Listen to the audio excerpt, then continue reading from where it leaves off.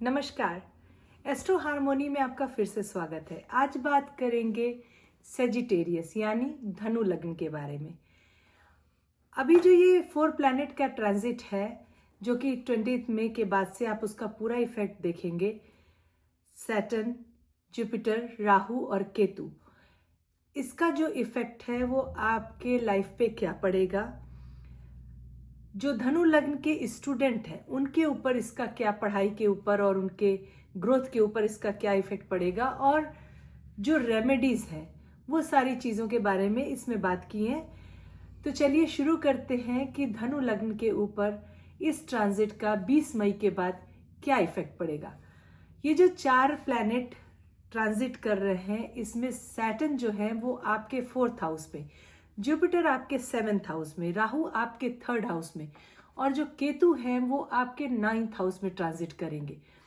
और इनकी जो दृष्टि है वो आपके 1st हाउस पे, 3rd हाउस पे, 4th हाउस पे, 5th हाउस पे, 6th हाउस पे, 7th हाउस पे, 10th हाउस पे और 11th हाउस पर पड़ेगी, जो आपकी लाइफ का हर मेजर एरिया उससे कनेक्टेड है। ये ट्रांजिट आपके लिए सेल्फ ग्रोथ और एक मैच्योरिटी का टाइम है।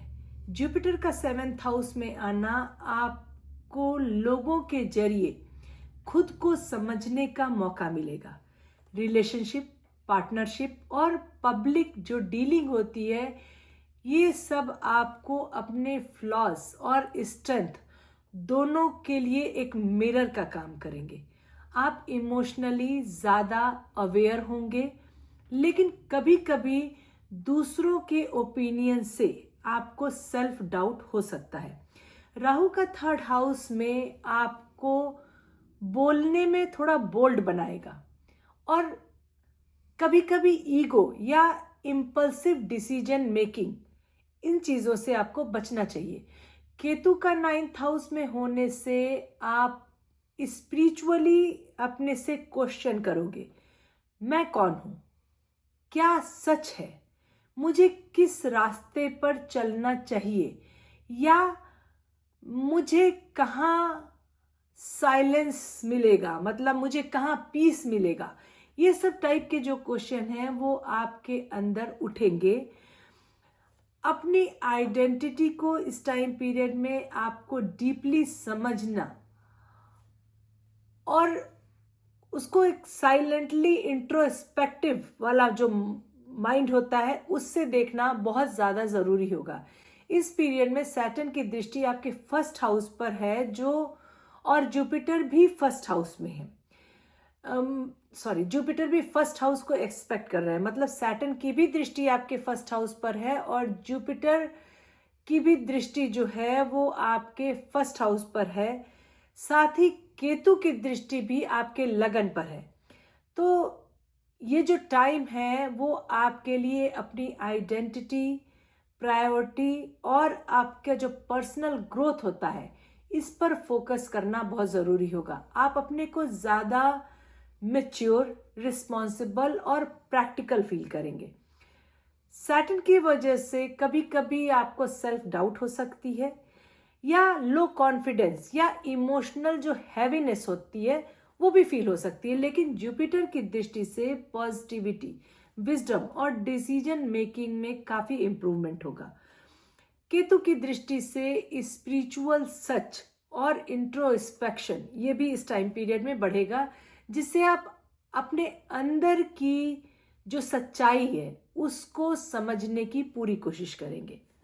करियर के लिए ये जो ट्रांजिट है ये प्रैक्टिकल और स्पिरिचुअली अलाइंड का आपके फेज है। जुपिटर का 7th हाउस में होना बिजनेस पार्टनरशिप, कोलैबोरेशन और क्लाइंट बेस्ड वर्क के लिए ग्रोथ ओरिएंटेड है, लेकिन सक्सेस तभी मिलेगा जब ऑनेस्टी और म्यूचुअल रिस्पेक्ट हो। आप अपने प्रोफेशनल कमिटमेंट को इस टाइम पीरियड में ज़्यादा सीरियसली लेना शुरू करेंगे और मीनिंगफुल वर्क की तरफ आप नेचुरली अट्रैक्ट होंगे। सैटर्न का 4th हाउस में होना ये दिखाता है कि घर का जो इन्वायरमेंट है या जो आपका इमोशनल बैगेज है वो कभी कभी आपके करियर डिसीजन में आपको इन्फ्लुएंस कर सकता है। ऐसे में आपको इनर स्टेबिलिटी और जो इमोशनल मेच्योरिटी होती है वो बहुत ज़रूरी होगी। सैटर्न की 10th हाउस पर दृष्टि आपको काम में डिसिप्लिन, रिस्पॉन्सिबिलिटी और कंसिस्टेंसी ये सिखाएगी। आपका वर्कलोड बढ़ सकता है, लेकिन जो जो प्रोसेस है ना वो स्लो और स्टडी होगा, लेकिन ग्रोथ है। पर जो वर्कलोड है वो ग्रोथ के साइड ले जा रहा है, लेकिन जो प्रोसेस है वो थोड़ा स्लोली होगा। ये नहीं होगा कि आप वर्क किए और तुरंत आपको रिजल्ट मिला, ऐसा नहीं होगा, थोड़ा स्लो होगा चीजें। जुपिटर की 10th हाउस पर दृष्टि से करियर में एक्सपांशन, लीडरशिप रोल और सीनियर्स का सपोर्ट मिल सकता है। आप स्पेशली इस समय आप अगर किसी पब्लिक रोल में हो या जो क्लाइंट बेस्ड प्रोफेशंस होते हैं, अगर आप उसमें हो तो आपको सीनियर्स का अच्छा सपोर्ट मिलेगा। राहु का 3rd हाउस में होना आपके कम्युनिकेशन, आपकी राइटिंग, मार्केटिंग, मीडिया, फ्रीलांस और जो शॉर्ट टर्म प्रोजेक्ट होते हैं उसके लिए बहुत स्ट्रॉन्ग टाइम होगा। आप इन सारे एरियाज में ग्रोथ देख सकते हैं। आप कोई नई स्किल इस टाइम पीरियड में लर्न कर सकते हैं या उसके लिए मोटिवेट हो सकते हैं। और डिजिटल या बिजनेस रिलेटेड जो डायरेक्शन होते हैं उसमें आपको कुछ, जैसे कहते हैं ना कि कुछ नया स्टार्ट करिए, ये भी पॉसिबल हो सकता है। फाइनेंशियली अगर देखा जाए तो ये टाइम आपका एक स्ट्रक्चर्ड ग्रोथ का टाइम है। अगर आप जो है इम्पल्सिव या कोई स्पेक्युलेटिव डिसीजन नहीं लेते हैं, कोई बिना सोचे समझे बस डिसीजन लेना, उस तरह के डिसीजन अगर नहीं लेते हैं तो आप देखोगे कि एक स्ट्रक्चर्ड ग्रोथ है जो धीरे धीरे आपके लिए बन रही है। क्योंकि राहु की दृष्टि जो है वो आपके 11th हाउस पर है, जो आपको आपके टेम्पटेशन को बढ़ा सकती है। आप स्पेक्युलेटिव इनकम के साइड भी आपका माइंड बढ़ सकता है, इसलिए इस बात का ध्यान रखिएगा। नए इनकम का सोर्स या कोई ग्रुप का प्रोजेक्ट जो होता है, ग्रुप प्रोजेक्ट या सोशल नेटवर्क, इन सारे से पैसा कमाने का योग इस टाइम पीरियड में बनेगा। केतु का 9th हाउस में होना इस बात को संकेत देता है, इस बात को दिखाता है कि आप अपने करियर को सिर्फ मटेरियल एम्बिशन जो होता है ना उसके रूप में नहीं देखेंगे, बल्कि आप अपने करियर को एक स्पिरिचुअल कॉलिंग बनाएंगे। मे बी आप अपना करियर चेंज कर लें बिकॉज आपका इनर सेल्फ कुछ और आस कर रहा है। ये भी इस टाइम पीरियड में पॉसिबल हो सकता है। आपको ये समझ में आएगा कि लॉन्ग टर्म जो फुलफिलमेंट होता है वो सिर्फ पैसा कमाने से नहीं है, बल्कि किसी मीनिंगफुल डायरेक्शन में काम करने से ही हमें एक फुलफिलमेंट मिलेगी। ऐसा आपको इस टाइम पीरियड में फील होगा। ऐसे में अगर आप स्पिरिचुअल टीचर, इनर गाइडेंस या किसी हायर विजडम की तरफ जाते हैं या एडवाइस लेते हैं तो वो भी आपके लिए काफी बेनिफिशियल होगा। जुपिटर और सैटर्न का जो कंबाइंड एनर्जी है उससे आपके करियर और फाइनेंशियल ग्रोथ होगी, लेकिन आपको पेशेंस, हार्डवर्क और लॉन्ग टर्म विजन ये बना के चलना बहुत ज्यादा जरूरी होगा। ये टाइम नेटवर्किंग, सेल्फ रेपुटेशन और जो ऑडियंस बिल्डिंग का जो तरीका होता है या ऑडियंस बिल्डिंग का जो टाइम है उसके लिए बहुत अच्छा टाइम होगा। जुपिटर की दृष्टि से आपके सोशल सर्कल में एक्सपांशन होगा। नए लोग आपको इस टाइम पीरियड में मिल सकते हैं, नए दोस्त बन सकते हैं। लेकिन सैटर्न की जो एनर्जी है वो आपको थोड़ा सेलेक्टिव बनाएगी। आप हर किसी से कनेक्ट नहीं होना चाहोगे, बल्कि आप सिर्फ उन लोगों से कनेक्ट होगे या उन लोगों को वैल्यू दोगे जो आपके गोल के लिए अलाइन हो या आपकी ग्रोथ के लिए अलाइन हो। ऐसे फ्रेंड सर्किल के साइड में या ऐसे लोगों से दोस्ती करने में आप ज़्यादा अपना माइंड बनाओगे। ये टाइम आपके लिए एक डीप रियलाइजेशन का जो टाइम होता है वो है, जहाँ पे कि आप अपने सिर्फ करियर को एक सर्वाइवल जो होते हैं ना उसके रूप में नहीं देखेंगे। मतलब जो आप वर्क कर रहे हो, जो आपका करियर है, उसको इस माइंड से नहीं देखोगे कि अरे जीने के लिए मैं काम कर रहा हूं, पैसा ला रहा हूं, इस माइंड से ना देख के, बल्कि आप सेल्फ एक्सप्रेशन या हायर पर्पस या स्पिरिचुअल रिस्पॉन्सिबिलिटी उस साइड में देखोगे। मतलब आप करियर को सिर्फ कमाना खाना, ये जो एक माइंडसेट होता है, उस साइड में ना देख के, बल्कि इनर फुलफिलमेंट के साइड में देखोगे और उसी साइड में अपने करियर को ले जाने की कोशिश करोगे कि जिसमें आपको इनर सेटिस्फैक्शन मिले। रिलेशनशिप और मैरिज के लिए ये टाइम हाईली ट्रांसफॉर्मेटिव टाइम है। जुपिटर का 7th हाउस में होना लॉन्ग टर्म पार्टनरशिप के लिए एक शुभ योग बनाता है, चाहे वो मैरिज हो या प्रोफेशनल कोलैबोरेशन का टाइम, दोनों के लिए ये टाइम पीरियड बहुत अच्छा है। अगर आप कमिटेड रिलेशनशिप में हो तो ये आपका टाइम वो है कि जब आप एक बॉन्डिंग आपकी जो होगी वो बहुत डीप एंड लेवल पे हो जाएगी। आप ज़्यादा ट्रस्ट बिल्ड करेंगे और एक म्यूचुअल सपोर्ट के साथ इस रिलेशनशिप को ज़्यादा स्ट्रांग बनाएंगे। जुपिटर ब्लेसिंग देते हैं, लेकिन ये ब्लेसिंग सिर्फ तभी काम आती है जब आप इमोशनली ऑनेस्ट हैं और स्पिरिचुअली अलाइन हैं, स्पेशली रिलेशनशिप में। अगर आप इमोशनली ऑनेस्ट नहीं हो, आप किसी के साथ कमिटेड हो बट आप इमोशनली ऑनेस्ट नहीं हो, तो आपको प्रॉब्लम क्रिएट हो सकती है। पर अगर आप इमोशनली ऑनेस्ट हो तो जुपिटर की आपकी ब्लेसिंग आपके रिलेशनशिप पे रहेगी। केतु का 5th हाउस पर दृष्टि आपके बच्चे, रोमांटिक जो लाइफ है और जो आपकी क्रिएटिविटी है उसमें आपको थोड़ा डिटैच कर सकते हैं। अगर आप सिंगल हो तो आपके लिए इस टाइम पीरियड में शादी का योग बन रहा है, और अगर आप ऑलरेडी मैरिड कपल हो तो आपके लिए एक फ्रेश जो इमोशनल कनेक्शन होता है ना वो बनाने का टाइम है। लेकिन सैटर्न 4th हाउस में होने से आपको जो इमोशनल, आपको ऐसा फील हो सकता है कि रिलेशनशिप में इमोशनल कोल्डनेस है, ये आपको कभी कभी फील होगा, या कभी कभी आपको स्ट्रेस या इमोशनल डिसकनेक्शन इसकी भी फीलिंग देंगे।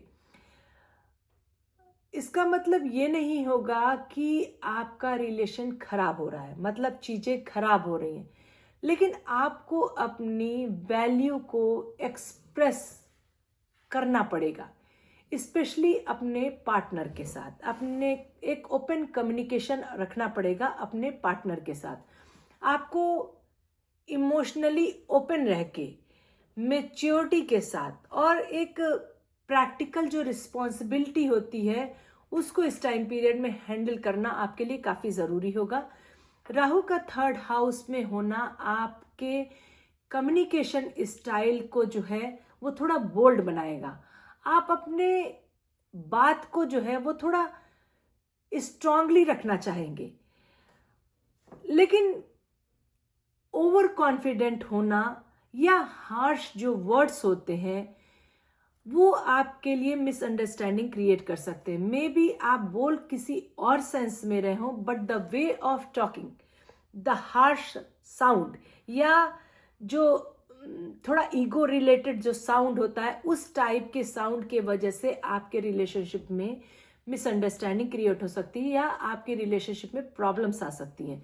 रिलेशनशिप में आपको इस टाइम पीरियड में थोड़ा क्लियरिटी, थोड़ी काइंडनेस दोनों रखना बहुत ज़रूरी है।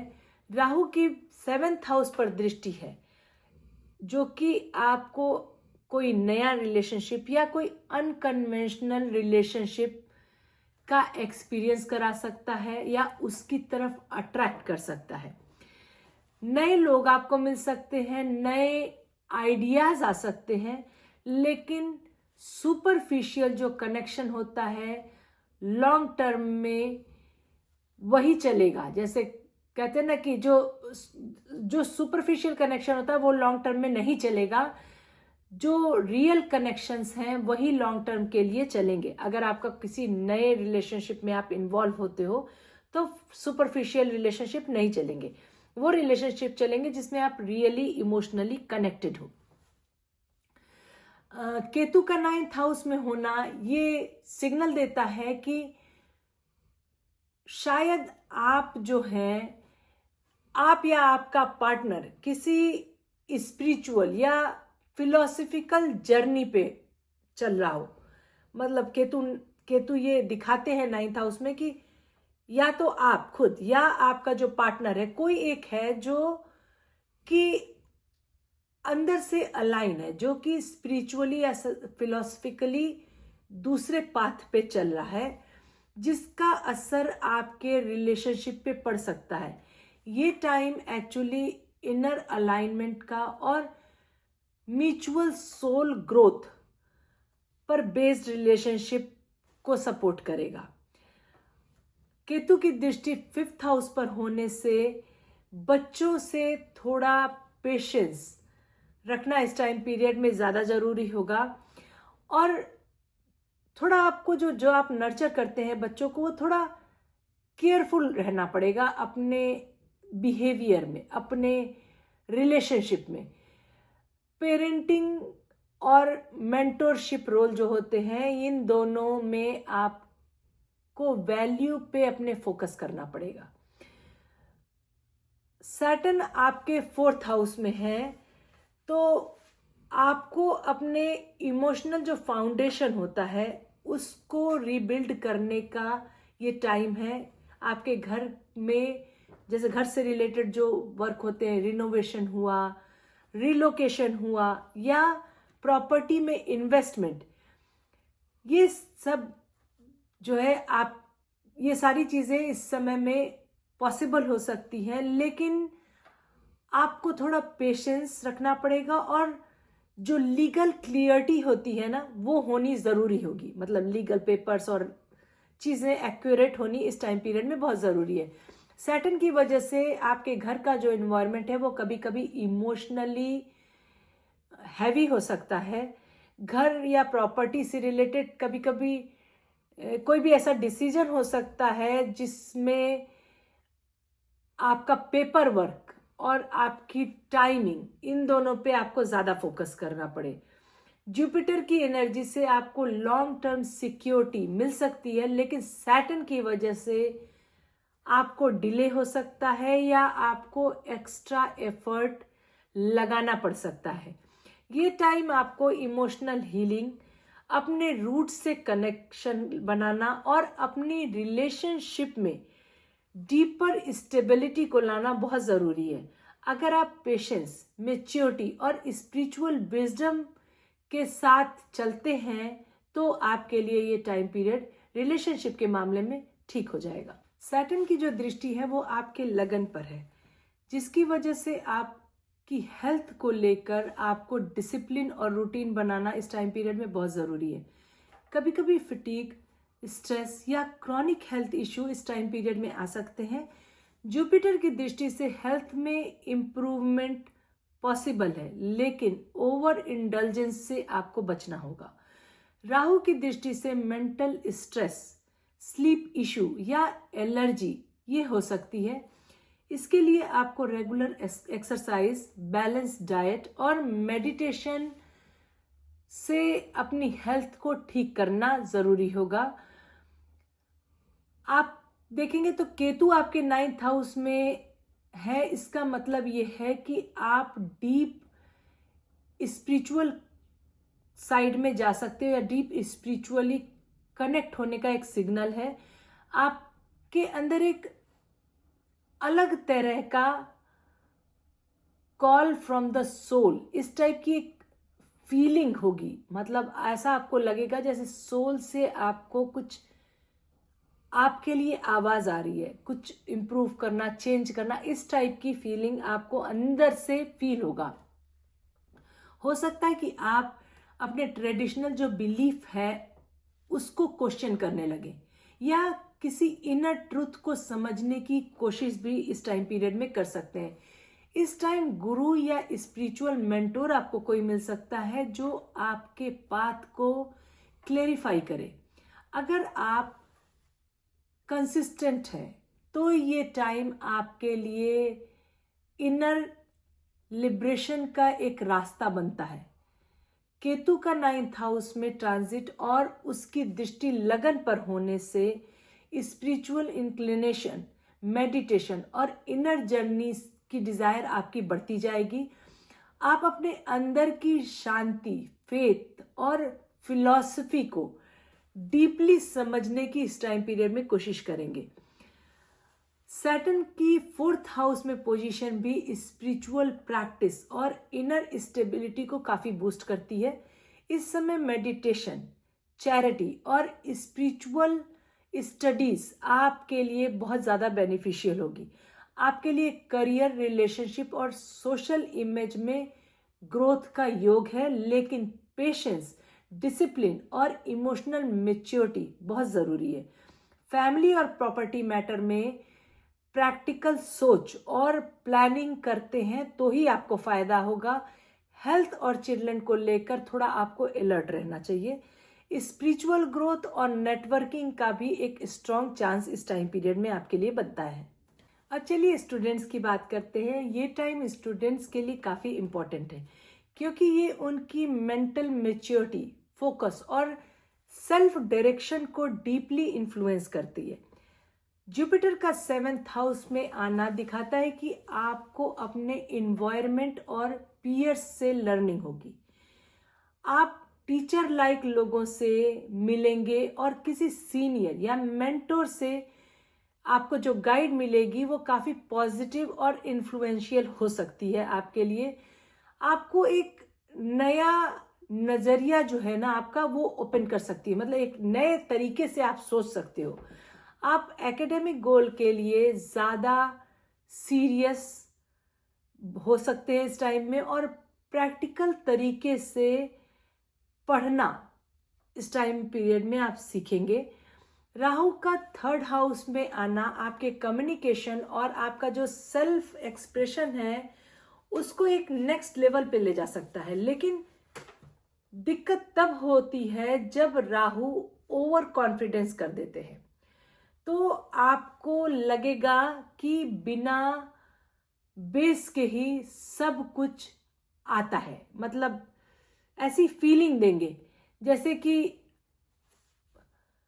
आप उतना पढ़े नहीं लेकिन फिर भी आपको लगेगा कि मुझे सब कुछ आता है, या जल्दी सक्सेस मिल जाए, मैं ये कर लूं और फट से मुझे सक्सेस मिले। इस टाइप की जो ओवर कॉन्फिडेंस वाली फीलिंग है ना, वो राहु आपको दे सकते हैं।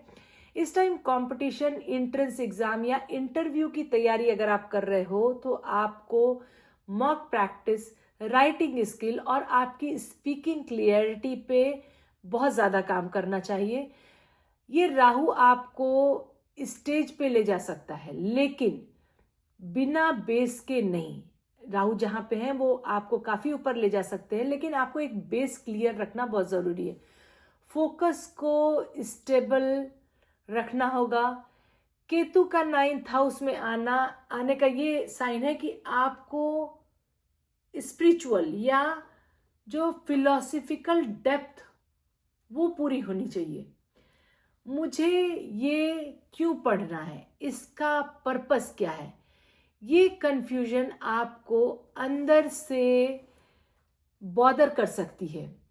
इसका सल्यूशन ये है कि आप अपने स्टडी को किसी पर्पस या मिशन से लिंक कर लीजिए, वरना माइंडसेट आपका ये कहेगा कि मैं क्यों पढ़ रहा हूँ, मुझे इसका पढ़ने का फायदा क्या है। इस टाइप की जो फीलिंग्स है वो फीलिंग आपको ठीक से पढ़ने नहीं देगी।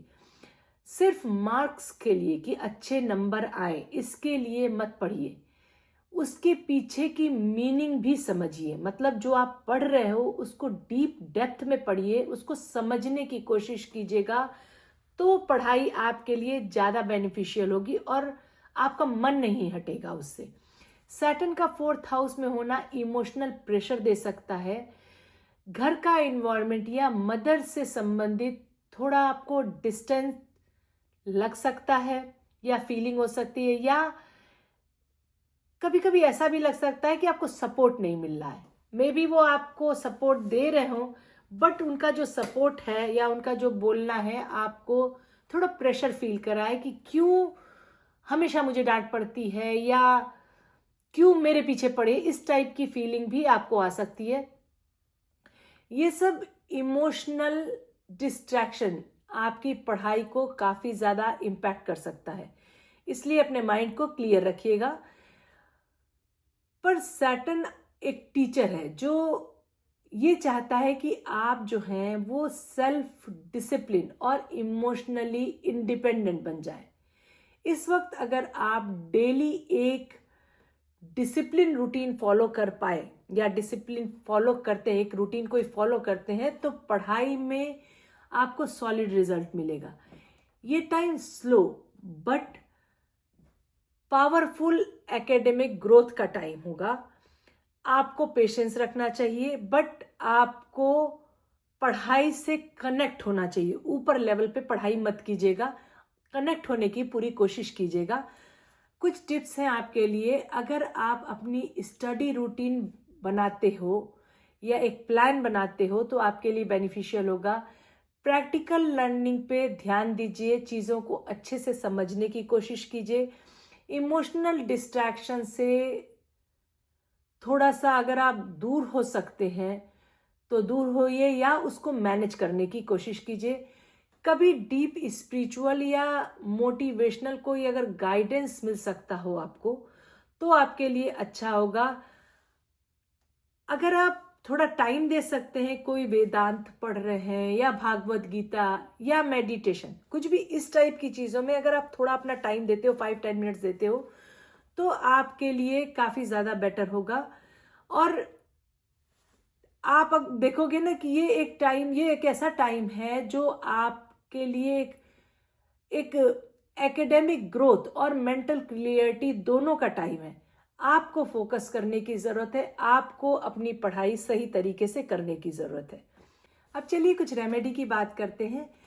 हर सैटरडे को किसी बुजुर्ग को, ये मतलब बूढ़े को, गरीब को या मजदूर को, अगर आप ब्लैक दाल, जो उड़द दाल होती है, या तिल, सिसमे सीड जो होती हैं ब्लैक, या काला कपड़ा दान करते हैं तो आपके लिए बेनिफिशियल होगा। पढ़ाई के टाइम में वेस्ट फेस डायरेक्शन को अवॉइड करें। नॉर्थ ईस्ट या ईस्ट में बैठकर ही पढ़ाई करें। रोज थोड़ा सा कपूर को, मतलब कैम्फर को जलाकर उसकी फ्रेग्रेंस लें, उसको जलाएं और उसका जो धुआं होता है उसको लें। ये राहु का जो कंफ्यूजन है उसको दूर करता है और माइंड को स्टेबलाइज करता है। जरूरत से ज़्यादा मल्टीटास्किंग अवॉइड करें। एक टाइम पे एक काम करने की हैबिट डालें जिससे कि आप उस काम को कंप्लीट कर पाएं। रोज सुबह 5 या 10 मिनट्स अगर आप दे सकते हैं गायत्री मंत्र का जाप करने के लिए तो आपके लिए बहुत ज़्यादा बेनिफिशियल होगा। फिलॉसफी या स्पिरिचुअल रिलेटेड जो बुक्स होती हैं उसको अगर आप पढ़ना स्टार्ट कर सकते हैं, वो भी आपके लिए बेनिफिशियल होगा। जैसे एक बुक है भागवत गीता फॉर यूथ, वो बच्चों के लिए काफ़ी अच्छी होती है। इस टाइप की अगर कोई बुक मिलती है तो उसको पढ़िएगा। केतु को इससे शांति मिलती है और आपका माइंड क्लटर से ख़त्म होता है, आपका माइंड पीस पाता है। और बहुत बार ऐसा होगा कि आपको एक डायरेक्शन मिलेगी। हर दिन स्टडी रूम में मॉर्निंग में थोड़ा सा धूप या कैम्फर, मतलब कपूर जलाएंगे। इससे जो अनवांटेड एनर्जी होती है वो अनवांटेड एनर्जी खत्म होती है, घर का, कमरे का ऑरा चेंज होता है, वो आपको थोड़ा माइंड को क्लियर करता है। एक क्लियर क्वार्ट्ज क्रिस्टल होता है वो, या एमेथिस्ट पेपर वेट जैसे शेप का हो, उसको अपने टेबल पर रख सकते हैं। अगर आप रखते हैं तो उससे आपको क्लियरिटी मिलेगी, इंट्यूशन के लिए भी आपके बेस्ट होगा। एमेथिस्ट आप अगर अपने साथ रखते हैं या ब्रेसलेट में या ऐसे पहनते हैं तो आपका कंफ्यूजन, आपका स्ट्रेस और आपका जो डिस्ट्रैक्शन है उसको एमेथिस्ट क्लियर करता है। तो ये छोटी सी रेमेडीज थी, इनमें से आपको जो समझ में आया आप यूज कर सकते हैं, आपके लिए बेनिफिशियल होगा। और अगर आप कहीं से कनेक्ट होते हैं, आपको समझ में आता है, तो प्लीज कमेंट बॉक्स में अपने ओपिनियन जरूर शेयर कीजिएगा। अपने फ्रेंड सर्किल, फैमिली से इसको शेयर कीजिएगा और मेरे चैनल को सब्सक्राइब कीजिएगा। अगर आपको कुछ और जानना है तो प्लीज मैसेज में डालिएगा। फिर मिलते हैं एक नए कंटेंट के साथ, तब तक के लिए नमस्कार।